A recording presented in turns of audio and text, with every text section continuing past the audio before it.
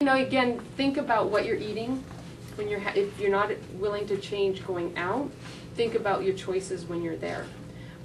You know, some people will bring a snack and have a little snack before, not right before, but maybe an hour or so before they go have lunch, so they're not so hungry when they're in a restaurant, so you have more control of. Probably take half home. Oh, okay, and half. Box half up before you start eating the other half. Yeah.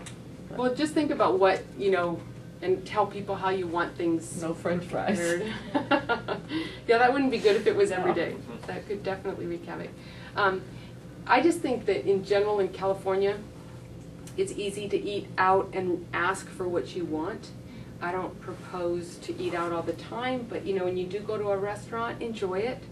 You can say dressing on the side, you can say extra veggies instead of the French fries or potato or rice if you don't want those things. Tell them what you want. Most people, I mean, they're so used to it. I knew some people that worked in some restaurants and they're like, we get requests all the time and we just do it. We just do it. It's not a problem. Because they don't really know what's going on with your health, so they're not going to question it if you need something changed or you need something, or you need to know what's in something. They don't know. Maybe you have a food allergy. You know, maybe you've just had a heart attack, and you know, how do they know? A lot of times, too, my husband and I rarely eat 2 meals. We'll split. We always try to do that. Yeah, that's one thing our country's good at is huge portions. Yeah, we don't need it. I know. I Name know. jumper. Yeah, it's like it's getting a little out of control. Yeah, I think it's smart to, you know, and some people just find it kind of dampens their appetite too when they see this huge plate come out of all this food. It's like, what? We could be saving a lot of money in this country if we just got some sensibility about portions. Yeah, yeah. I already mentioned that shopping is truly the key to eating healthy. I really encourage that. If there's a way, I mean, I know there's so many applications now on people's phones, on the computer, the internet, shopping lists. If you're that kind of a person that needs that stimulation, there's tons of programs out there that can help you make shopping lists. I know Henry's even has forms for you to do shopping lists. There's so many resources to do, but if you do not plan your shopping in your week, you will not be as successful as the people that do. So think about that. And like I said, try to make it fun. Farmers markets are fun. It's fun to plan that. Maybe don't go to the big Ralphs and Vons, but go to the smaller little stores. Like, I love Jimbo's. I look forward to going to Jimbo's. It's pricey, but I look forward to going there. Henry's can be smaller. Trader's can be smaller. So try to do what makes it more appealing to you and find one that's closer to your home. But get that in your schedule. Eating healthy 85% of the time to get 99% of the results. So if you feel overwhelmed, it's like, gosh, I can't do this 100% of the time, or you go to work lunch, or you go to a birthday party, or you have an anniversary. You know, health isn't about perfection. People who worry about what they eat 100% of the time, they can have issues because they're worrying too much. So think about the 15% of the time can be when you have a party, or you know, it's just going right back to your healthy way of eating and not staying on that.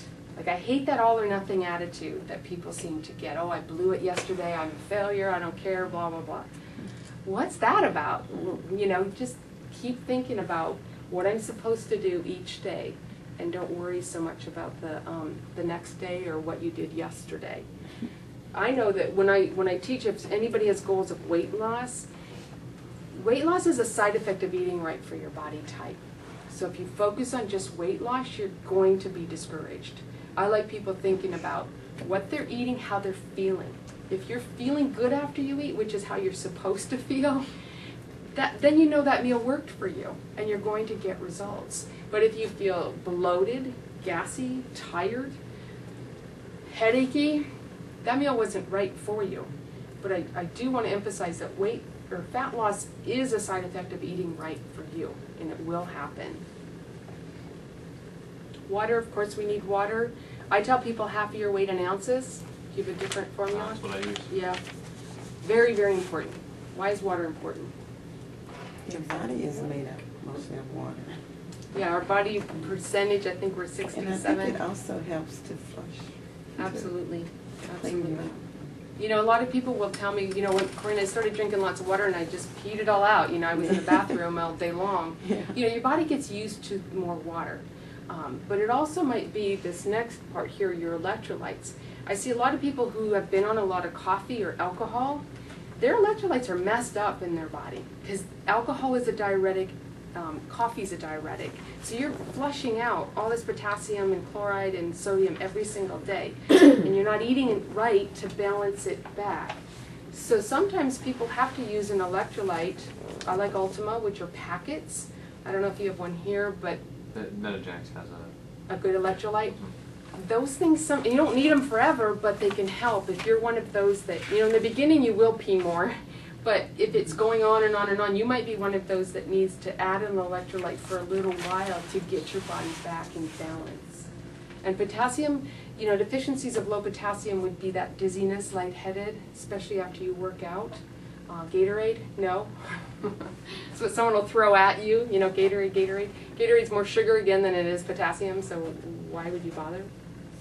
And I think it still has high fructose corn syrup in it too, if I'm not mistaken.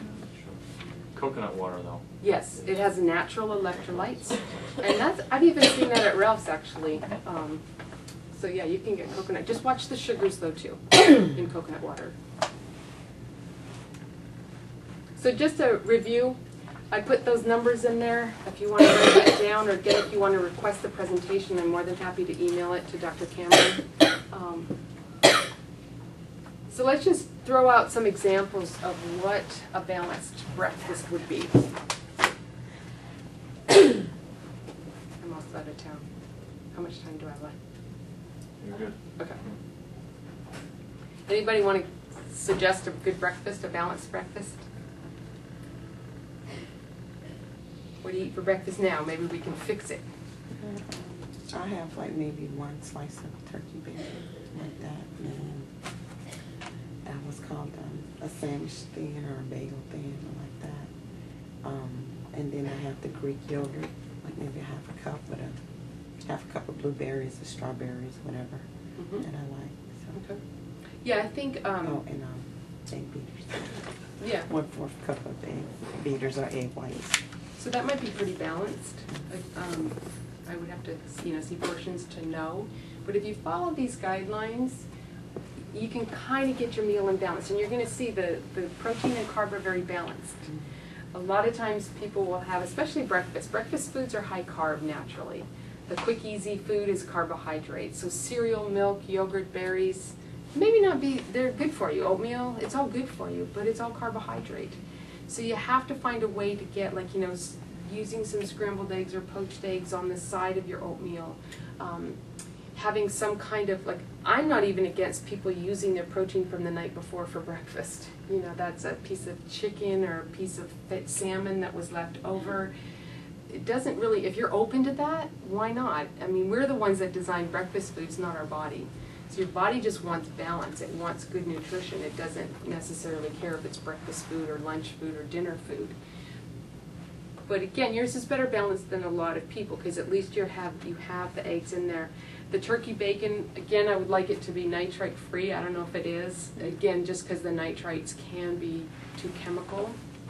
But there's lots of nitrite free bacon out there as well. Like the turkey bacon is probably better than the ham bacon. So I like the poached eggs. If you have to do bread, you know, I like Ezekiel or sprouted wheat because it doesn't have flour, so it's a lower glycemic, and it's also good for people that might have a little bit of gluten sensitivity. Almond butter on the bread, don't eat it dry. That's a good fat. So you're getting your protein, your carb, and your fat. You might want to do some poached eggs with some Greek yogurt and some berries and some chopped nuts. And you're looking for fat, you're looking for protein, and you're looking for carbohydrate. Protein shake with banana and some flaxseed. Because I'm not a big each morning person.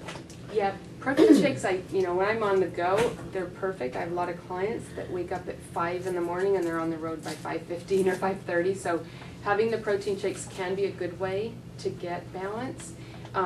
The flaxseed, I'd probably add a little oil too. just because it wouldn't be enough fat from the seeds. The seeds are great fiber,